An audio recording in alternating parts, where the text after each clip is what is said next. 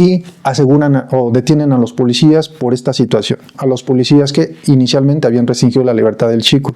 Los detienen y porque esto podía considerarse una conducta indebida, delictiva.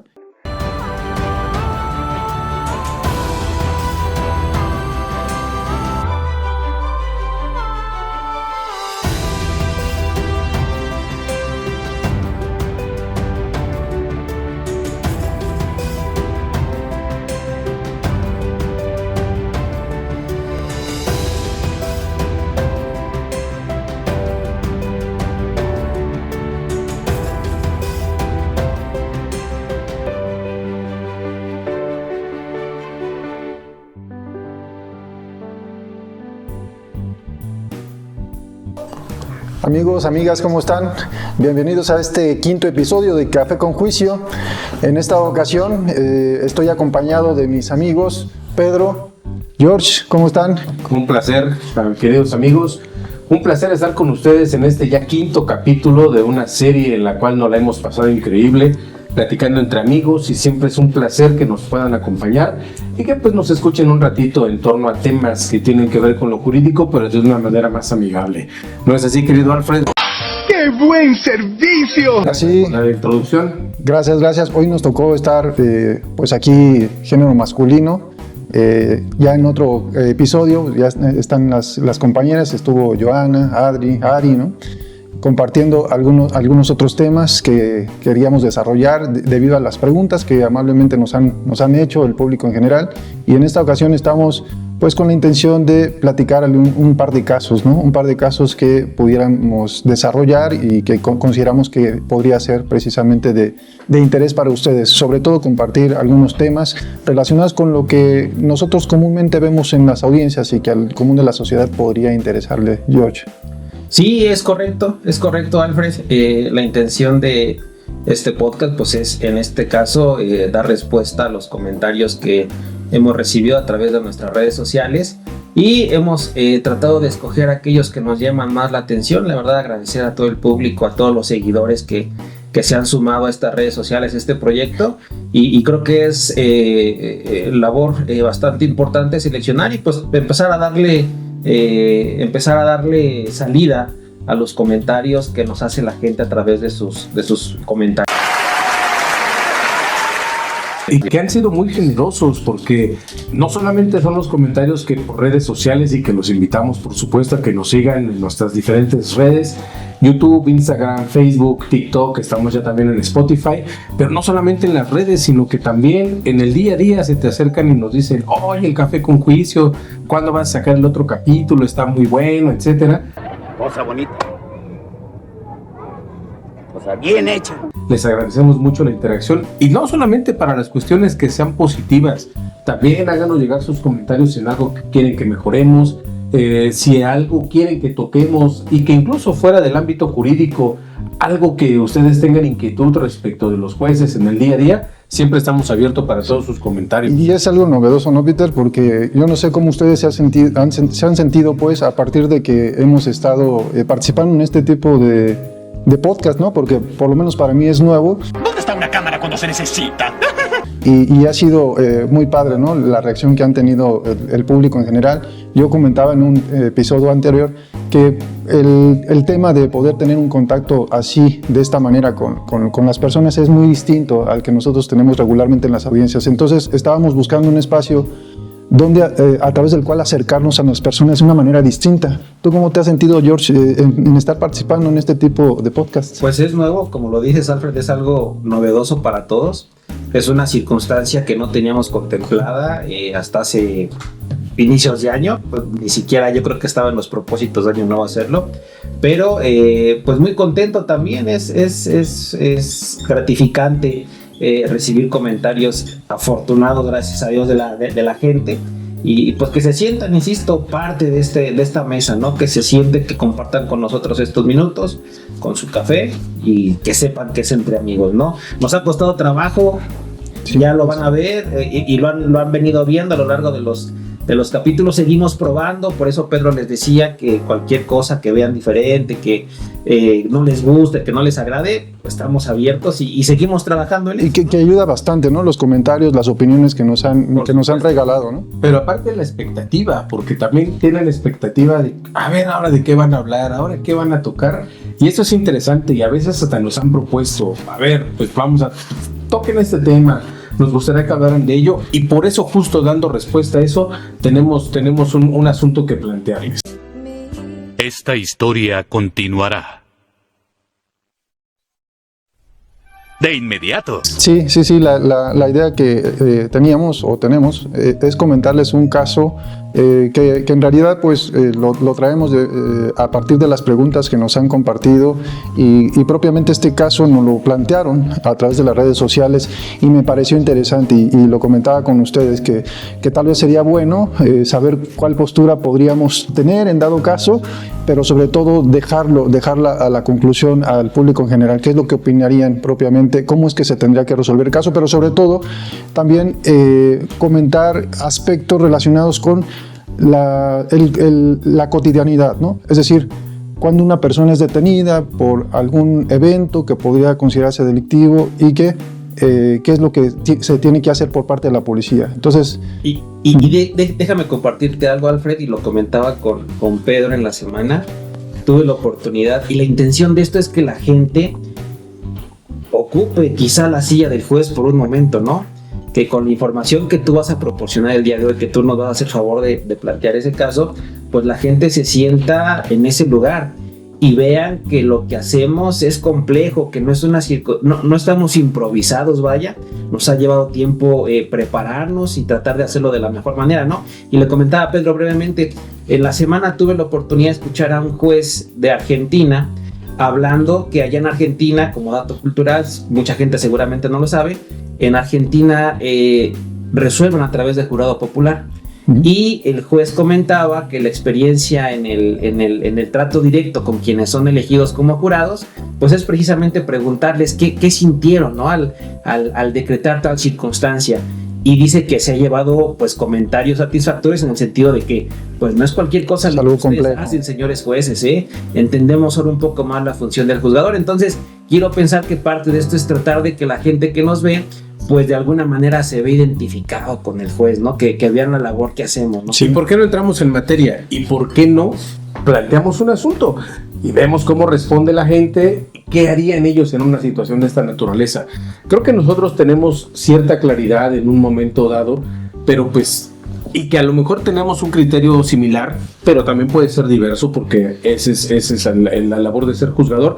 Pero escríbanos y ustedes díganos qué es lo que podrían hacer en un momento dado a través de este asunto que nos va a plantear Alfredo en YouTube, Instagram, Facebook, TikTok. Por favor, interactúen con nosotros y formen parte de esta comunidad. Sí, voy a tratar de platicárselos de manera muy general. Pues se trata de un chico que se encuentra en la vía pública y es visualizado por la policía, por elementos de la policía que van circulando en su unidad, en su patrulla, ¿no?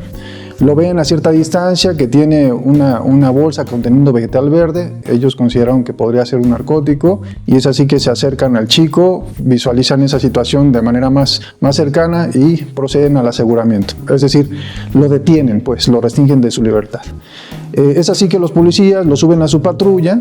Sin embargo, en lugar de presentarlo ante el Ministerio Público, que es lo que establece la ley, que lo tiene que presentar ante el Ministerio Público para que éste determine lo correspondiente, es decir, si inicia una investigación o no por ese hecho, los policías toman una ruta diferente a la agencia del Ministerio Público, se estacionan en las cercanías de una iglesia, a unos cuantos kilómetros de la agencia del Ministerio Público y le dicen al detenido, bueno, si tú nos das cierta cantidad de dinero, pues no te presentamos ante la autoridad ministerial, ¿no? Te dejamos en libertad. Ahí el primer error, ¿no? El primer error de los policías. Entonces, el chico dice, bueno, pues es que no traigo dinero en este momento, nada más traigo para mi pasaje, creo que iba regresando de la escuela. Y los policías le dicen, bueno, pues comunícate con alguien, ¿no? Con algún familiar, alguien que te pueda apoyar. Entonces el chico toma su teléfono celular y le habla a su novia. le habla a su novia, oye, necesito tal cantidad de dinero porque si no los policías me van a presentar al Ministerio Público, y la chica le dice, pero ¿cómo es posible que te estén pidiendo dinero? Y, pues sí me están pidiendo dinero, le dice el chico. Y entonces la novia le dice, bueno, sí, voy a conseguir dinero, dime dónde estás y yo te llevo en efectivo lo que te están pidiendo. Entonces la chica inteligentemente lo que hace, en lugar de ir de inmediato al lugar para entregar el dinero y que su novio lo dejaran en libertad, pide apoyo a otro policía, ¿no? A otro policía, y este policía a su vez informa a la unidad de asuntos internos de la Secretaría de Seguridad Ciudadana, que es, entiendo, más o menos los que se encargan de supervisar la labor de los policías de campo. Y es así que empiezan a llevar a cabo las movilizaciones, auxilian a la chica, acuden al lugar donde supuestamente tenían detenida al chico y aseguran o detienen a los policías por esta situación, a los policías que inicialmente habían restringido la libertad del chico. Los detienen y porque esto podía considerarse una conducta indebida, delictiva, y es así que, además del chico que estaba detenido, ahora los elementos que lo habían restringido de su libertad tienen esa calidad y los presentan ante la autoridad ministerial, ¿no? La autoridad ministerial, Ministerio Público, ejercita acción penal en contra de los policías. Entonces, más o menos este es el planteamiento. Ya los policías propiamente están en una audiencia inicial con un juez de control, y es ahí donde empieza a generarse el problema ya propiamente de la autoridad judicial, y es propiamente lo que nosotros intentamos al público en general. ¿Ustedes qué harían, no? ¿Cómo ves el caso, George? Yo, de entrada, no solamente pondría a la gente a resolver el asunto de los policías, porque debemos de recordar que previamente ocurrió la detención de otra persona, y aún en una sala contigua, quizá en el mismo edificio pudiera ser, ¿no? En una sala contigua se está dilucidando lo relacionado con la detención de los agentes captores, y por otro lado lo relacionado con el propio chico, ¿no? Entonces aquí la gente, bajo esas circunstancias que tú proporcionaste, estaría interesante que meditaran, que reflexionaran y nos pudieran decir qué es lo que harían respecto del primer chico. Sí, porque en un principio el tema que a mí me parecía, creo, interesante para el común de las personas lo es, bueno, una persona que tiene vegetal verde, al parecer es un narcótico, en la vía pública, que excede de cierta cantidad, pues de inicio probablemente está cometiendo un delito, ¿no? Y si está justificado o no que los policías lo detengan. Ese sería el primer punto, ¿no? Pero es que es un entramado interesante. ¿Por qué? Porque ¿cuántas veces, y todos los asuntos que tenemos normalmente, que es contra la salud, es la misma mecánica? En un intercambio de droga por dinero, etcétera, pero cómo este asunto trae un trasfondo, y en este caso, ahora en contra de servidores públicos en ejercicio de sus funciones, que tendría que ser una cuestión legítima, y qué resolver en ese asunto, porque son varias las personas que están involucradas, no solamente la persona que está vista por los agentes de la autoridad haciendo este intercambio, pero no solamente eso, sino ahora se traslada a una responsabilidad de los policías. ¿Qué credibilidad puede tener ese testimonio para efecto de determinar que efectivamente existió ese intercambio? Es una cuestión interesante, porque a veces solamente nos podemos saber la parte de la audiencia que está enseguida, la que está en puerta, pero supongamos que este asunto escala y que llega en etapa intermedia y que etapa juicio, y en juicio, ¿cómo se tiene que valorar? Es una cuestión diversa, y en donde entonces tenemos que ver todo este tipo de situaciones y cómo afectaría la credibilidad del testimonio para en un momento determinar en definitiva la situación jurídica de una persona. Pero aquí en este caso estamos hablando de audiencia inicial. Sí. Pero ¿cómo de un asunto que pudiera ser algo cotidiano, normal, que vemos todos los días, hay un entramado jurídico interesante? Entonces, en un primer momento, ustedes como jueces o juezas, ¿qué hacen, no? En cuanto a la detención del chico? ¿Qué es lo que ustedes determinarán al respecto? Ahí sería el primer problema, ¿no? Y que en el común de los asuntos, ahí pararía todo. Lo normal en el mundo del deber ser es que el policía que detiene ponga a disposición a esta persona y lo deja a cargo del Ministerio Público. Pero en este asunto que planteamos no ocurrió esto. En este asunto, esos policías se llevan al chico, solicitan dinero y ellos se colocan en un ámbito ilegal de alguna manera de ilicitud. Y ahora hay que resolver también con independencia del chico, hay que resolver la situación jurídica de los policías, ¿no? Sí. Pero el entramado va más allá de eso, porque no solamente es resolver, porque podrá también ser una cuestión de carácter subjetivo, los señalamientos que hacen en contra de los policías, pero habrá que ver cómo se soporta y si realmente se soporta esto. Si se soporta desde el punto de vista primero del intercambio de alguna sustancia verde por dinero, eso desde un primer punto de vista, y si después no el señalamiento que hizo la tercera persona respecto de que los policías hicieron un actuar indebido, ¿cómo se Sí, soporta? y es que está interesante porque imagínate tú como juez de control que te pongan a disposición tanto al chico como al policía. Pareciera que son dos controles de detención, dos circunstancias que se tendrían que sostener con información y, como tú dices, ¿no? Un supuesto tal vez de flagrancia, podemos decir, Claro. para uno y un supuesto para otro. Entonces está bastante interesante. Y únicamente como punto aclaratorio, quienes quizá no alcancen a comprender bien el término flagrancia, pues coloquialmente es decir, los cacharon con las manos en la masa, ¿no? Tanto al chico con el narcótico verde, como a los policías realizando una diversa conducta también en ese plano de ilegalidad a la que evidentemente pues no están autorizados a realizar, ¿no? Así es. En el mundo ideal, o quizá para dar mayores elementos, porque pueden haber muchas aristas, y me refiero a aristas a muchas circunstancias que pueden incidir directamente en la valoración de la prueba, pero para darle quizá mayores elementos a la gente que nos escucha, vamos a suponer, yo les propongo que todo es de acuerdo a los testimonios que se narraron, es decir, que tanto el chico dice la verdad como los policías también dicen la verdad, ¿no? Sí. Tan justificable es el dicho de los policías en este momento, Sí. con independencia de lo que pase con Después, posterioridad, ajá, sí. y tan justificado es lo que dice el chico. Entonces, porque si no, muchas veces les ha pasado seguramente en la docencia que, oiga, pero si los policías estaban a 10 metros del chico cuando Sí, llegaron. ya empiezan a introducir Oiga, cuestiones, pero ¿no? si distintas. el chico necesitaba lentes para ver y no vio bien. Entonces,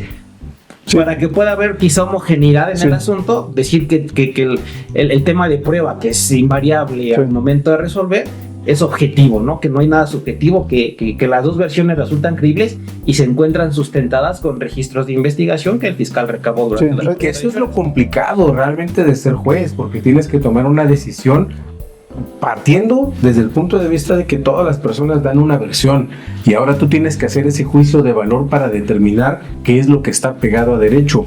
Como dice Jorge, en algunas sesiones que tengo oportunidad de dar con los compañeros, que yo no digo que son clases, siempre son encuentros en donde hay intercambio de ideas, así me manejo siempre. Yo creo que sí son clases, Peter. No, son intercambios de ideas.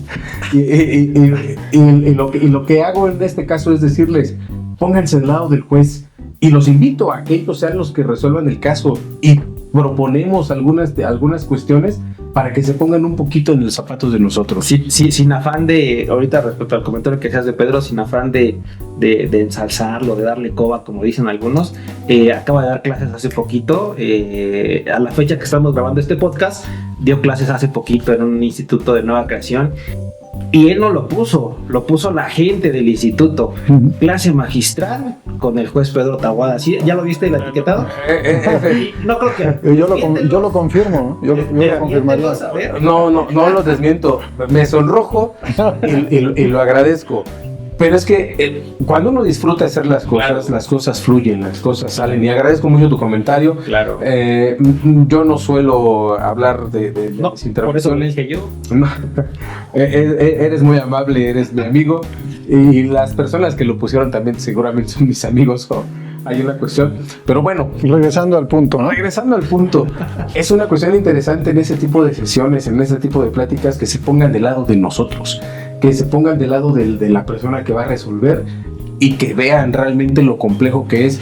Y es bien bonito y es bien interesante. Cuando nosotros estábamos en capacitación nos ponían de todos los lados, en todas las perspectivas. Hasta me tocó ser diputado en algunas ocasiones en esos ejercicios. Entonces es una cuestión bien bonita, interesante, y es lo que los invitamos a hacer, que a través de nuestras redes sociales, YouTube, Instagram, Facebook, TikTok, nos digan qué harían en una situación como la que les acaba de narrar Alfredo, mi querido amigo Alfred, donde siempre hay versiones y donde tenemos que ver cómo vamos a resolver. Dos aspectos que me llaman la atención de lo que están comentando. Uno de ellos es ¿qué haría el público en general, ¿no? O las personas en general estando en el lugar del juez, ¿no? Pero yo quisiera enmarcar que en realidad el juez, cuando entra una audiencia, no conoce del asunto. O sea, entra por una puerta y se sienta en el lugar y empieza a escuchar la información y empieza a generar una idea de los hechos y empieza a recabar tal vez algunas notas para poder estudiar el caso y pronunciarse al respecto. Es decir, la problemática no nada más es resolver el asunto ya cuando tienes todo ya entendido, ¿no? Sino que entras y tienes que escuchar, tienes que analizar para poder estructurar tu resolución, y es algo complejo. Ese sería el primer punto. El otro, lo que comentabas, ¿no? Es esta forma de explicar nuestras resoluciones. Tú decías esta frase, a mí me parece graciosa, estos dichos de me agarraron con las manos en la masa, ¿no? A veces en las audiencias a mí me dan ganas de hablar de esa manera, porque incluso siento que sí sirve para que las personas entiendan de mejor manera lo que trato de transmitir, de comunicar. A veces la formalidad en las audiencias impide eso, pero creo que tendremos que tener un poquito más apertura. Tal vez los profesionales del derecho o los abogados, pues atendiendo a esas formalidades, como que no lo aceptan muy bien, ¿no? Este tipo de lenguaje, pero yo soy de la idea de tener más apertura, más comunicación. Hay un amigo que dice, y lo quiero comentar como una anécdota chusca, que los jueces son como Monster Inc., que están atrás de una puerta esperando que las abran, y recabar los sustos. No es eso, simplemente entran los compañeros para, pues, dar alguna visión. Entran los jueces para dar alguna visión de ello, y en realidad sin conocer nada del asunto. Y es complejo, pero es bien bonito. Pero este sistema, estoy convencido que tiene que haber un acercamiento con la gente y que tenemos que hablar de una forma más sencilla. Sí, me parece. ¿Por qué? Porque siempre las partes que están involucradas en un asunto, víctima e imputado, normalmente no tienen conocimientos jurídicos en la gran mayoría. Y si nosotros podemos acercar la justicia a través de un lenguaje sencillo, todos los abogados, es más sencillo para ellos entender, comprender, y una justicia que se entiende es justicia. Una justicia que no se entiende no logra ser justicia. Y justo dos puntos, ¿no? Uno Pedro hace rato dijo una palabra que creo que es clave, y no sé si la han utilizado. Yo sí la he utilizado, y hay veces que les digo a las partes, traten de ser un poco empáticos conmigo. ¿En qué sentido? En que la información que proporcionen sea de calidad, porque les digo, al final del día es la materia prima. Tú lo comentabas en una plática también, creo, es finalmente en un expreso, creo que lo decías, es la materia prima con la que nosotros construimos nuestra determinación, ¿no? Entonces, en la medida en que las partes también sean empáticas, solamente en ese sentido, podrán construir los argumentos que consideren pertinentes, pero que la información sea de calidad, lo que viene en su carpeta, que te lo logren transmitir de manera clara. Me parece que para uno como juzgador es fundamental. Y el otro punto que decías, pues incluso hasta constitucionalmente, ¿no? ¿De qué nos serviría el principio de publicidad si los jueces utilizamos un lenguaje técnico? No tendría sentido la publicidad. La publicidad precisamente es para que nos despojemos de esos formalismos, de esos lenguajes rebuscados, y obviamente, cuidando la investidura que tenemos, tratemos de explicar. Yo siempre he creído que las partes más importantes es el imputado, el acusado o el sentenciado, y la víctima. A ellos debe estar dirigida nuestra resolución. Por eso el propio código dice, si no quieres dar artículos, no te preocupes, salvo que se requiera alguna controversia, una precisión, hazlo valer. Pero nos ha costado mucho trabajo. Y en el caso particular, regresando al asunto que nos trae a este café con juicio, para platicar con nuestros queridos amigos, ¿cuál sería en un momento dado, pues a lo mejor, una visión de lo que sucedió? Sí, y lo comentamos incluso, ¿no? Antes de iniciar la grabación, ya con un cafecito en mano, antes de la grabación, comentábamos que tal vez no era buena idea, o más bien lo que queremos nosotros de ustedes es que, como decía George al principio, que el público se ubique en el lugar del juez. Escuchado el caso, ustedes nos comentaran propiamente a través de nuestras redes sociales, que ya comentó Pedro: YouTube, Instagram, Facebook, TikTok, Spotify. ¿cuál sería su conclusión? ¿Cuál sería su resolución como jueza o como juez, ¿no? A este caso, ¿ustedes qué harían? Ya teniendo conocimiento del mismo. Esa era la idea principal, Peter, no sé qué opinas. A mí me parece un ejercicio muy bonito en donde se pongan en los pies del juez y tenemos en un momento dado ahí algunas pláticas y decimos, ¿qué harías si fueras juez por un día? Bueno, pues ¿por qué no experimentan y por qué no nos dan los comentarios? No va a haber comentarios equivocados, va a haber siempre puntos de vista diferentes y todos son bienvenidos. Entonces, podríamos establecer legislaciones, Código Penal, Código Nacional de Procedimientos Penales, Ley General de Salud, Constitución en primer lugar, por supuesto, apóyense en la doctrina, fuentes del derecho, Tratados internacionales. O simplemente el sentido común de las claro. personas, ¿no? O sea, ¿qué haría, no? El derecho es lógica. No hay derecho sin lógica y el sentido común es una cuestión que se debe de desarrollar y que se debe de explicar de una manera debida. Ojalá que sea parte de charla en una comida familiar, ¿no? Ojalá sea parte de charla en el camión rumbo a la escuela, en donde nos escuchen, que sea parte de esa charla y a ver qué resolvería, ¿no? Y como bien dice Pedro, no hay respuestas equivocadas, todas abonan, todas son válidas y a ver qué...